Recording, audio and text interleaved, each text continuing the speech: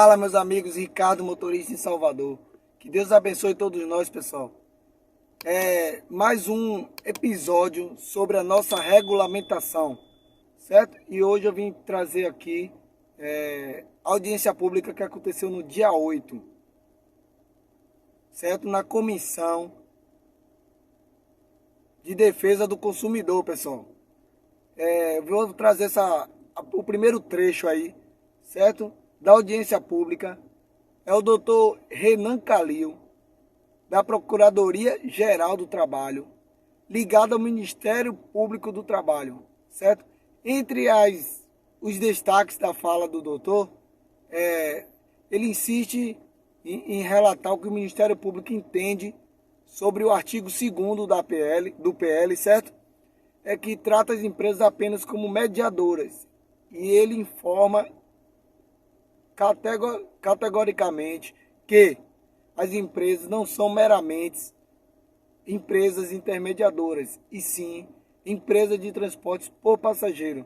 Inclusive, pessoal, um exemplo aqui, em 2022, saiu até várias matérias relacionadas a isso. Por quê?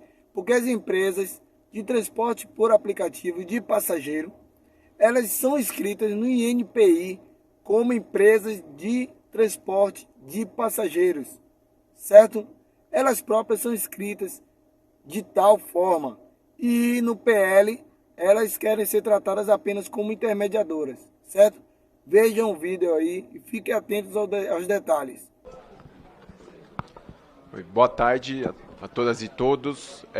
Gostaria de agradecer o convite, deputado Gilson Marques, para participar dessa audiência pública em nome do Procurador-Geral do Trabalho, Dr. José de Lima Ramos Pereira. Na visão do Ministério Público do Trabalho, a gente está diante de um tema fundamental para as relações de trabalho, para o futuro do trabalho no Brasil, e conseguir realizar uma audiência pública e debater com a maior quantidade de pessoas e trazer diversos pontos de vista em relação a esse projeto de lei é fundamental para a gente conseguir elaborar um projeto que consiga oferecer algum grau de proteção social para esses trabalhadores. A minha exposição, a visão que o Ministério Público do Trabalho tem, ela é uma visão eminentemente prática. Ela é uma visão que decorre das investigações e ações civis públicas que o MPT já ajuizou, já tratou com diversas empresas que atuam nesse setor, tanto no setor de transporte de passageiros como na entrega de mercadorias. E eu gostaria de trazer aqui algumas preocupações que o Ministério Público do Trabalho tem em relação a esse projeto de lei. São basicamente 3 questões estruturais que nos causam preocupação e que eu gostaria de compartilhar com vocês aqui nessa audiência pública hoje. O primeiro trata da caracterização dessas empresas que atuam como plataformas digitais como meras intermediárias. Isso está escrito no artigo 2º do projeto de lei. Qual que é o principal problema que o Ministério Público do Trabalho vê em relação a isso? O projeto de lei considera que essas empresas elas não fazem mais do que aproximar um motorista e um cliente, quando a gente sabe que elas fazem muito mais do que isso. Essas empresas impõem diversas regras e atuam no setor econômico que elas dizem que operam. E não sou eu só que estou dizendo isso, não é nem só uma visão do Ministério Público do Trabalho essa. Nas investigações em que a gente conduziu no âmbito das nossas procuradorias, a gente teve a oportunidade de verificar a forma pela qual essas empresas se cadastram e pedem registro no INPI, o Instituto Nacional de Propriedade Industrial. Isso é fundamental porque permite às empresas o uso exclusivo da marca em todo o território nacional e poder ter os benefícios de explorar essa marca de forma exclusiva. Então, do ponto de vista da organização do negócio, faz muito sentido fazer o registro no INPI de acordo com a atividade econômica que, de fato, a empresa exerce. E, realizando a análise nesse banco de dados, o Ministério Público do Trabalho identificou que essas empresas pedem um registro como empresas de transporte. Elas não pedem um registro como empresas de tecnologia, elas não dizem que são meras intermediárias, elas dizem que são empresas de transporte. Isso é um ponto fundamental para a gente entender do que a gente está tratando aqui. Ainda nesse tema, me parece que caracterizar essas empresas como meras intermediárias, e o projeto não trata disso, deputado, tem algumas consequências do ponto de vista tributário e consumerista, que é importante da gente pensar. Do ponto de vista tributário, a carga tributária em face de uma empresa de transporte, ela é muito maior do que uma empresa, do que se ela é uma mera intermediária. Escolhendo classificar essas empresas como intermediárias, prevalecendo o conceito que está no projeto de lei, a gente está diante de uma renúncia de recolhimento de erário para o Estado, que isso vai acabar levando a incapacidade de realizar determinadas políticas públicas, que poderiam inclusive ser direcionadas para esses trabalhadores. Do ponto de vista do direito do consumidor, prevalecendo esse entendimento que está no projeto de lei, se um cliente tiver algum problema do ponto de vista da prestação de serviço, ele vai ter que acionar o motorista. Parece para vocês que o motorista seria a melhor pessoa para dar uma resposta diante de uma falha na prestação de serviço, ou seriam essas empresas que exploram essa atividade? Isso me parece que é fundamental da gente levar em consideração, inclusive do ponto de vista aqui do direito do consumidor. Então, a gente vê alguns problemas em relação à forma pela qual a empresa é caracterizada no artigo 2º. No artigo 3º, existe a definição, a classificação, a caracterização do que é o trabalhador autônomo por plataforma. O projeto de lei considera que é suficiente caracterizar o trabalhador autônomo por plataforma preenchendo só 3 requisitos. O primeiro é ter liberdade para escolher quando começar a trabalhar, não ter exclusividade e não existir um tempo mínimo à disposição da empresa. Vejam que essa é uma tentativa de se contrapor ao que supostamente a CLT estabelece como requisitos para a relação de emprego. Só que nenhum desses 3 requisitos está na CLT como uma forma de você caracterizar uma relação de emprego. Primeiro ponto, exclusividade. Isso nunca foi um critério para classificar uma pessoa como empregado. A gente tem diversos grupos de trabalhadores que são conhecidos, inclusive, por terem mais de um vínculo empregatício, e isso não é impeditivo para ele ter mais de um emprego. Profissionais da segurança, da educação, da área da saúde, têm vários empregos. Isso não é um problema. Em relação à liberdade de trabalho e inexistência de tempo mínimo à disposição, o contrato de trabalho intermitente, deputado, que foi recentemente introduzido na CLT por meio da reforma trabalhista de 2017, diz que o trabalhador pode escolher quando trabalha, ele pode recusar uma oferta de uma chamada de trabalho do empregador, sem que isso descaracterize, sem que isso desnature a subordinação. Então, a gente não está diante de alguma situação que é contrária ao que a gente tem na caracterização de uma pessoa como empregada na nossa CLT. Então, essa é uma outra situação que me parece importante de levar em consideração. Até porque, para a gente poder classificar e para que os motoristas de fato tivessem uma autonomia da atividade deles, eles deveriam ter um poder de poder precificar o valor da corrida, eles deveriam poder rejeitar corridas sem sofrer nenhum tipo de punição, eles deveriam não sofrer nenhum tipo de bloqueio por conta de avaliações negativas ou abaixo da média que a empresa estabelece de forma unilateral. Os motoristas não deveriam ter a quantidade de trabalho e o rendimento médio mensal deles influenciado pela média de avaliações que eles têm. Só que o projeto não traz uma linha sobre isso e, aprovando do jeito que ele está hoje, vai ser considerado como trabalho autônomo, mesmo a empresa tendo todo esse poder em face desses trabalhadores. Isso aí, meus amigos. O doutor Renan, ele finaliza a fala dele retratando a realidade, certo? O quanto as empresas têm poder em precificar, poder em manipular, certo? Tem poder de uma forma geral, onde os custos delas são mínimos, os outros custos com carro, combustível, seguro, certo? Mão de obra, muito se fala sobre os custos do carro. E nossa mão de obra, pessoal, nosso dia a dia ali dedicado a fazer corridas, dedicado a trabalhar através das plataformas. Então vamos ficar atento. Ano de eleição, a gente precisa ficar muito esperto com certas falas, com certos depoimentos, tá certo? Eu vou trazer agora aqui nosso colega Lucas Dias, que é motorista de aplicativo, onde ele exemplifica a real a real situação do motorista de aplicativo. Onde antes, até quando as plataformas começaram, a gente ganhava muito mais, pessoal. Ele dá exemplo de viagens, ele dá exemplo de prints e de informações que a própria plataforma relata. Tá entendendo? No final da fala do nosso colega Lucas, ele fala sobre a média de desconto dos aplicativos. Só que a gente não pode entender como uma média contínua. Por quê?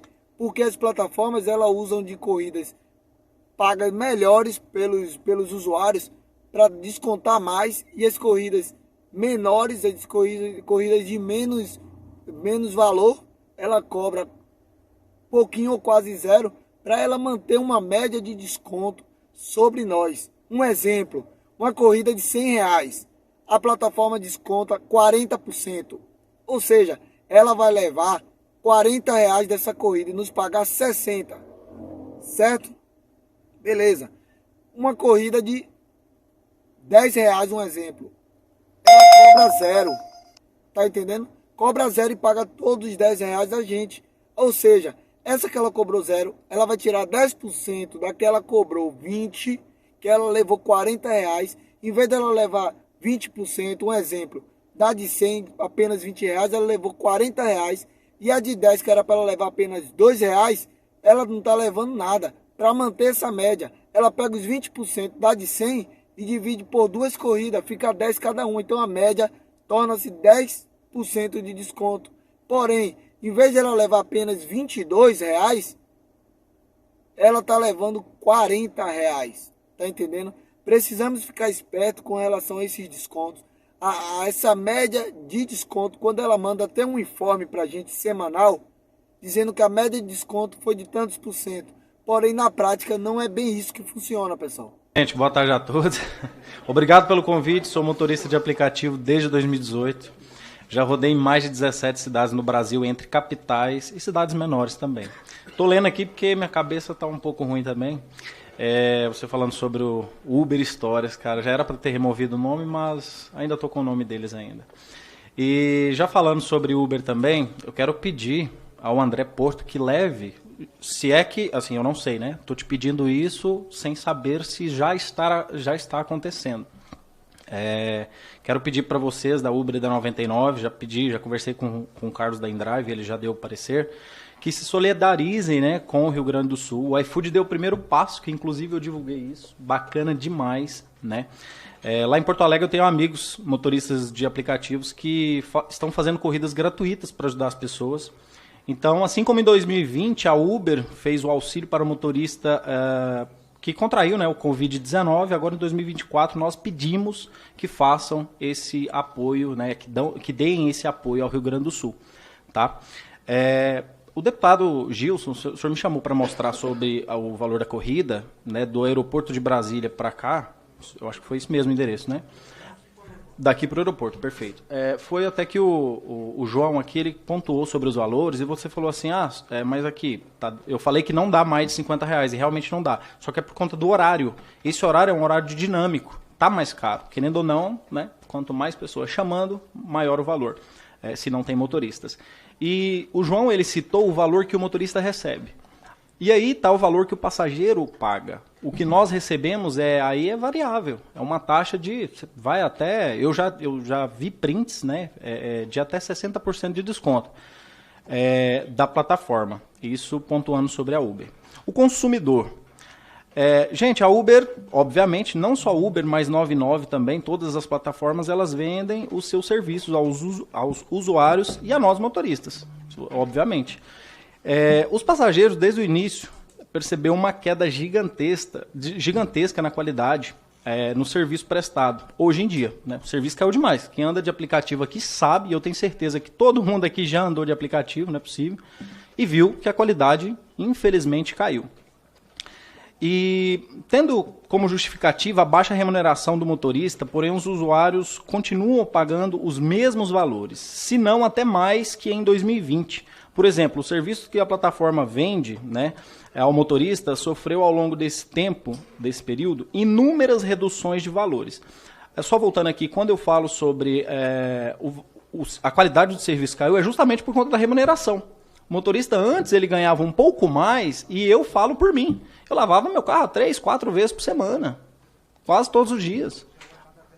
Exatamente. Hoje em dia dá 10 dias, 15 dias sem lavar, porque são custos. E quando eu falo aqui para vocês, para todos, que os valores caíram inúmeras vezes de 2019 para cá, foi justamente quando entra a taxa variável do aplicativo. Porque daí já entra outro ponto na qual vocês falam, eu acredito que o André tenha falado sobre isso, que é impossível fazer uma regulamentação, colocar lá por quilômetro e tempo, ou seja, exemplo, R$2 por quilômetro, 40 centavos por tempo. Eu te pergunto, o porquê que até 2019 vocês pagavam dessa forma? Depois de 2019 para cá, mudou totalmente. É uma taxa variável.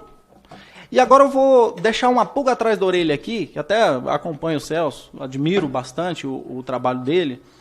Não sei se isso cabe a ele também, enfim.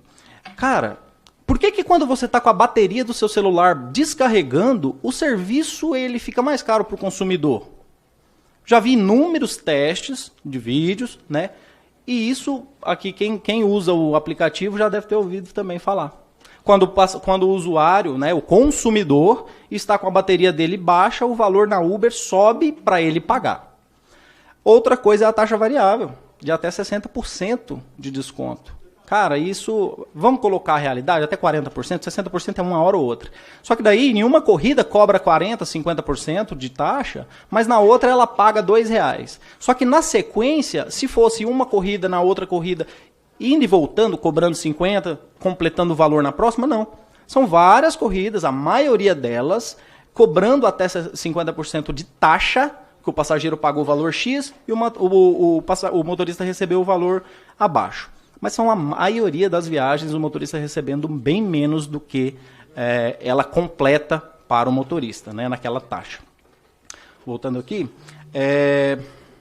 ao longo de toda essa negociação, não se falou de aumento de ganhos ao motorista de aplicativo, não falou sobre quilômetro rodado, não falou sobre segurança.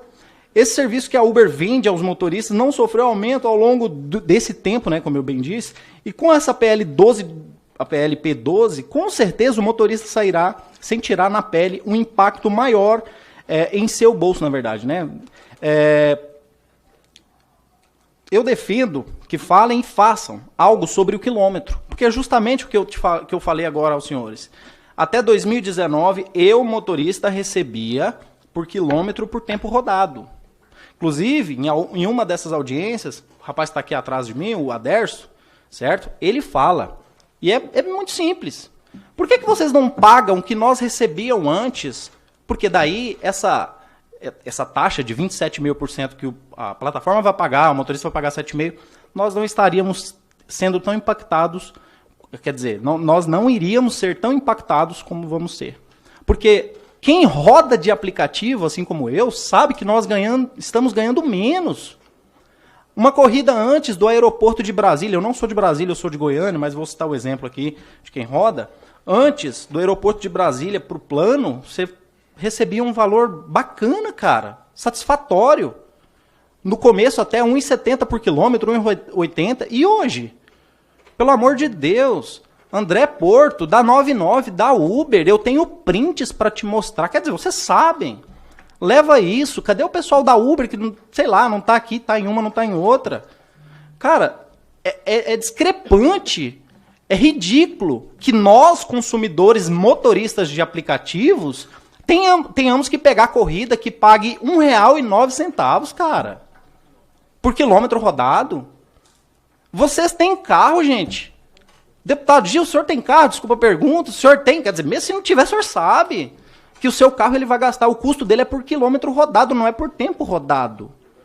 E isso, usando de exemplo lá nos Estados Unidos, né, que o Vicente é um rapaz que roda lá de aplicativo nos Estados Unidos e ele parou de rodar pela Uber, só roda quando tem uma promoçãozinha legal.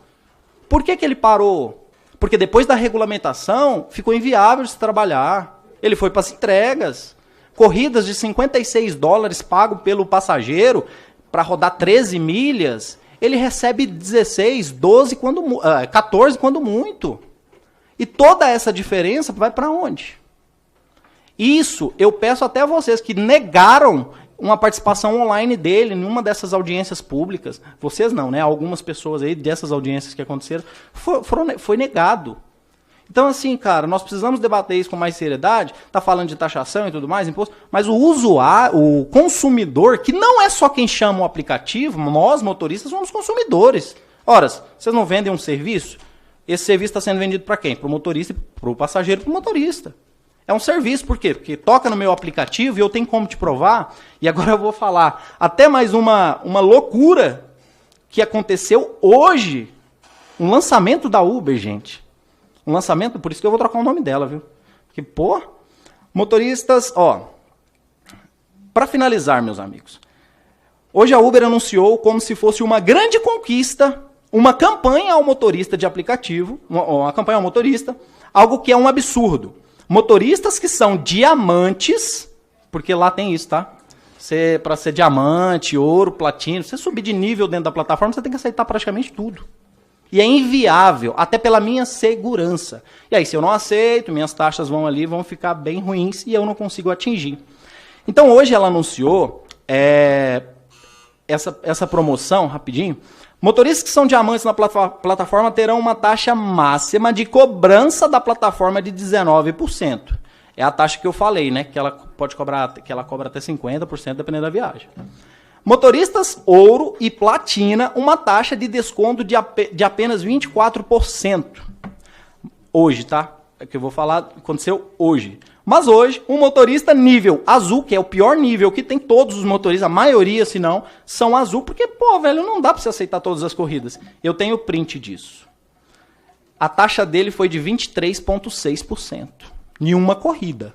Não, desculpa, minto. A taxa de serviço da Uber referente às suas viagens do dia 8 ao dia 6 de maio, de 8 de abril a 6 de maio, foi de 23,6% do preço total da viagem do usuário. Sem contar valores extras. Toque para ver. Ah, tá. E aqui, vocês anunciam isso como se fosse uma conquista, cara. Mas peraí. Se você chegar a nível ouro e platina, vai descontar só 24%. Mas hoje, azul... Está descontando 23,6%, mas que promoção é essa? Que benefício é esse dentro da empresa? Isso aí vocês viram na fala aí, eu exemplifiquei um pouco antes, um trecho antes da fala de nosso colega Lucas, e essa média que eu expliquei a vocês, entendeu?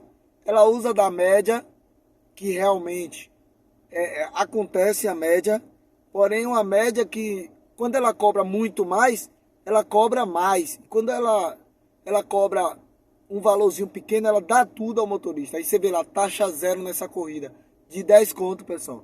Porém, uma de 100 que ela cobra do passageiro, ela tá levando 40. Então vamos ficar esperto, pô, não vamos ser enganados. Vamos ficando por aqui, pessoal, nesse vídeo, beleza? Se inscreva no canal, deixa o like para fortalecer.